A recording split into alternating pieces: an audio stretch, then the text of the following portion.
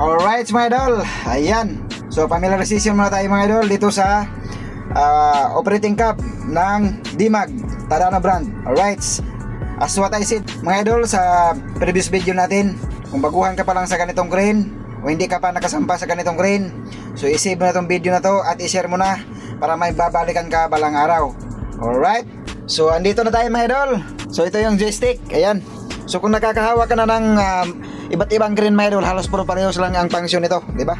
So dito, boom down, boom up, tapos hoist down, hoist up ng main hoist mga idol.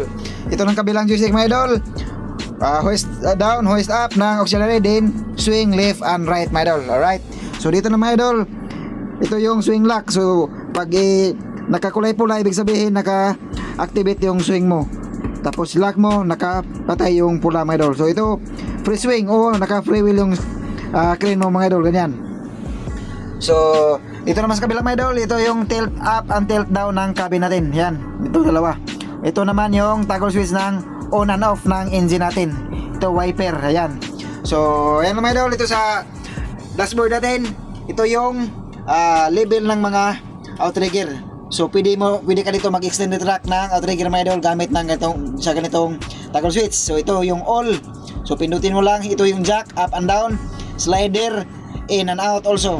So pag ganito mga idol, tingnan nyo lang kung saan kayo nakaharap ng posisyon ng outrigger nyo. So sundan nyo lang.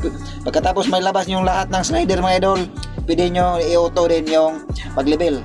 So ito mga idol, ito yung manual lang pag-pick up ng counterweight. So manual to mga idol. Ito manual. Ito naman yung mga bypass keys. So dito yung mga bypass keys mga idol.